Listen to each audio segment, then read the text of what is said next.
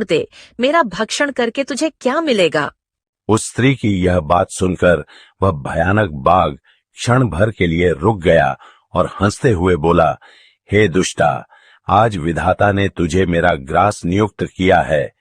तुझ जैसी पापिनी स्त्रियों का भक्षण करना ही मेरा काम है, तभी मुझे इस शरीर से मुक्ति मिलेगी। वह स्त्री कहने लगी, हे बाघ, तुम कौन हो?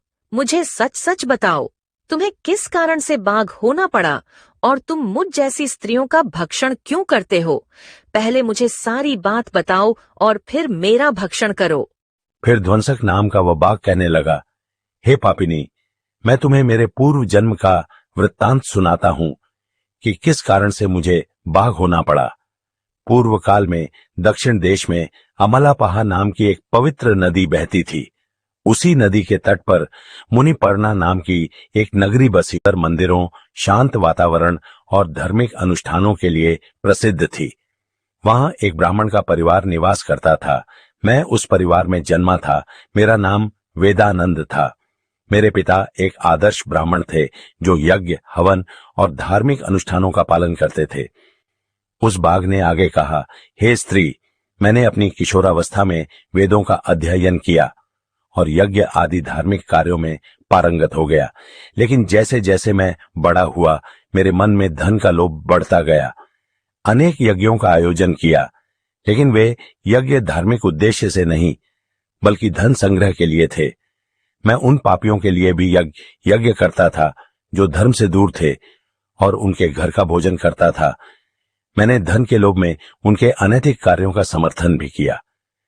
धर्म के मार्ग से भटकते हुए मैंने उन वस्तुओं का दान भी स्वीकार किया जिन्हें ब्राह्मण को नहीं लेना। इतना लोभी हो गया था कि मैं ऋण के बहाने दूसरों से धन लेता और फिर उसे कभी वापस नहीं करता।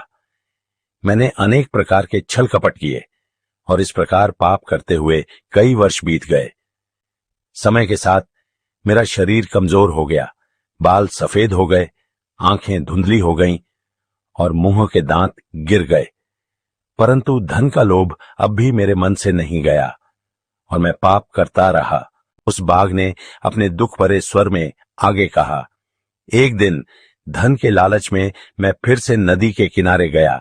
वहां मैंने अन्य धूर्त ब्राह्मणों के साथ मिलकर लोगों को ठगा।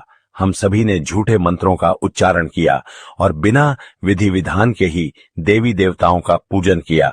इसका उद्देश्य केवल अधिक से अधिक धन दान में प्राप्त करना था। हमने लोगों को धर्म के नाम पर धोखा दिया। उस दिन मैंने काफी धन एकत्र किया,